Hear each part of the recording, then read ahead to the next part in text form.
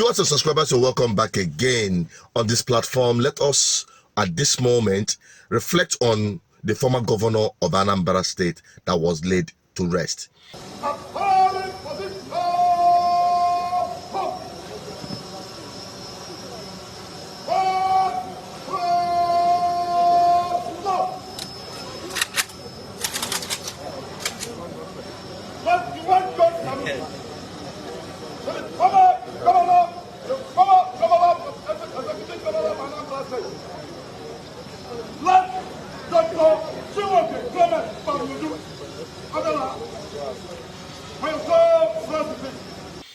Just last weekend, Mbadinuju was given a state burial, and the thing that got me most is what Senator Ekwunife said about late Mbadinuju, the former governor, and I have never heard it before.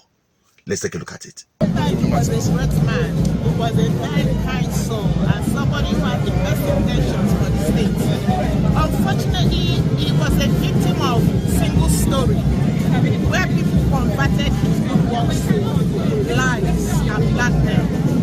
At least I was in Oka when he was the governor as the bank. I have an idea what he did for Anambra State and the allocation for Anambra State.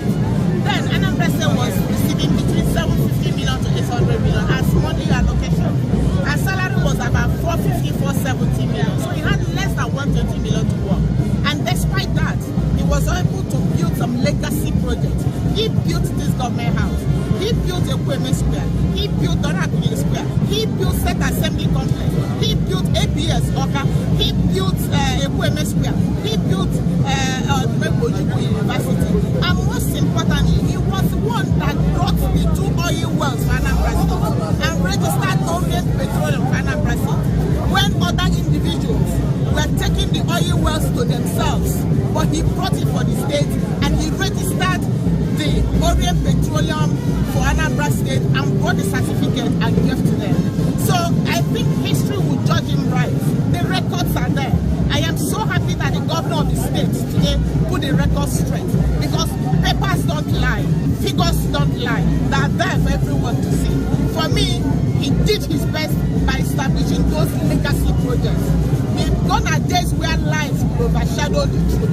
The truth has come out and the truth will always be there. Good. You know, before now, there had been so many stories about Mbadinuju, Ekwunife, and the rest of them. But today, I heard from Ekwunife what I have never heard about the achievement of late Governor Chinwoke Mbadinuju. Talking about Orient Petroleum. I never knew until I heard it from her that it was Anambra State owned oil company. And you might say Mbadinuju is the worst governor of Anambra State ever. Under I will say under the captivity, let me just use that word, of godfatherism at that time. The high level of insecurity in Anambra State was top notch. Those of you who were born and bred in Anambra State at that time will understand what I'm saying. But you can just say, oh, the man at this time, school were closed, strikes left and right, roads were not constructed, blah, blah, blah, and this. To be honest with you, we can give it to him, Mbadinuju, for bringing back peace in Anambra State at the time when they had the Bakassi.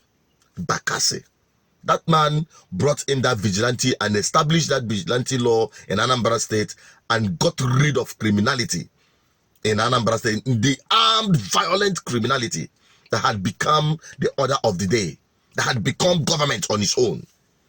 He brought it to a standstill, and we can give it to him. I can tell you that for free. Despite the fact that, and that is one of the experiences that we had, that I said, you cannot just run something that you cannot control, especially having a kind of in this dispensation where we're having agitations, you know, hitting the rooftop for a non government actor having a armed security outfit that you are not in control of. If the state owned could be messed up, you know how Bakassi went, you know how the whole thing happened. There are different factions of Bakassi. People started setting up their own Bakassi. Politicians using them for political talks and the rest of them. Even individuals using them as intimidation to other people. Okay? So, when we talk about some of these things that transpired, you now sit back and say, before you even think about getting involved in kinds of armed struggle and the rest of them, think about it. Because even your enemies, no matter the good intention, your enemies could capture that and start unleashing untold terror on the people that you are trying to save. So that is it, by the way. But I want to tell you that it's a lesson to our leaders. I saw them. They were all going round, taking a look at the former governor. He was once a former governor, just like Soludo is today. This world, we are all passengers. We all come through and we go. You cannot be a governor forever. You cannot be president forever. You cannot be senator forever. You cannot be anything you are forever. It is just a passage of time. Most important is, what have you done? The legacy you have left behind. Every one of us must leave something behind, but it depends on what it is. How will you be remembered? That is the most important thing. If our political leaders think about this, I don't think they will be, doing the way they are doing. Because I had it. In fact, let me just tell you, we don't have bad leaders that are trying to be good. We have sick people that needs to be rehabilitated and not given an opportunity to stay in the corridors of power.